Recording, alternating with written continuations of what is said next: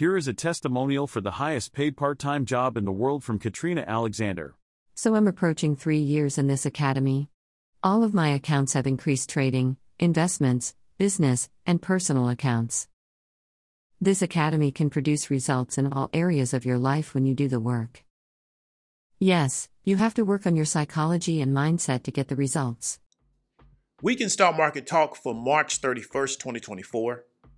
Looking at S&P 500 index seasonality, we look for the month of April to be relatively bullish.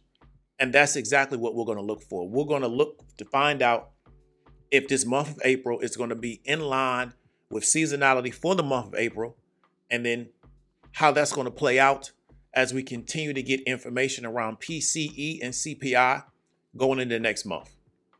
Looking at the economic calendar for this particular week, there's not a lot here, but we do have a lot of Fed speakers speaking. And then we're also going to get unemployment numbers on Thursday and more Fed speakers. And then Friday, we're going to get non-farm payrolls and even more Fed speakers. We just have a lot of Fed speakers speaking this week. And let's see what kind of narrative they try to push out into the market. Looking at earnings for this week, we know there's not going to be a lot because we're starting out. We kind of know what this routine is. Definitely going to be looking at Dave & Buster's, Levi's, ConAgra, and that's going to be about it for this week as we start going into banks, and then we know after that we're going to get tech. Now looking at the SPY, what do we talk about? We're in a very, very bullish trend, and we've maintained that. So looking at November of last year, the market has been extremely bullish, and there's just really been no stopping it. We're at all-time highs for the SPY, for the S&P, since the beginning of the particular index or ETF, and we're continuing to push up. We're getting a little bit of retracement, and people buy right back into it, and it keeps pushing up. We're going to try to find out this month, are we going to continue to maintain these all-time highs? Looking at the Qs, we're seeing something very similar. The trend is still bullish since November, but we are getting a little bit of consolidation, and then people buying into it, and then a little bit more selling off.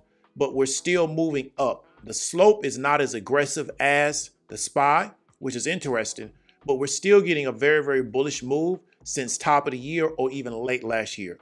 What we're going to continue to look for is the market keep pushing to all-time highs on the Qs, or will they take a different direction? That's pretty much going to be it. There's not a lot going on this week. We had a short week last week. We're getting ready to start this month off on Monday. And what I'm going to look for is if the market is going to keep pushing bullish, or will some information come out that can change people's perspective of the market? However, I don't really see anything that can really come up because I just feel like right now the market is very, very, very bullish, and they're looking for reasons to continue to buy securities at higher and higher prices. Hope you got some value from it. David W. Williams, talk to you later.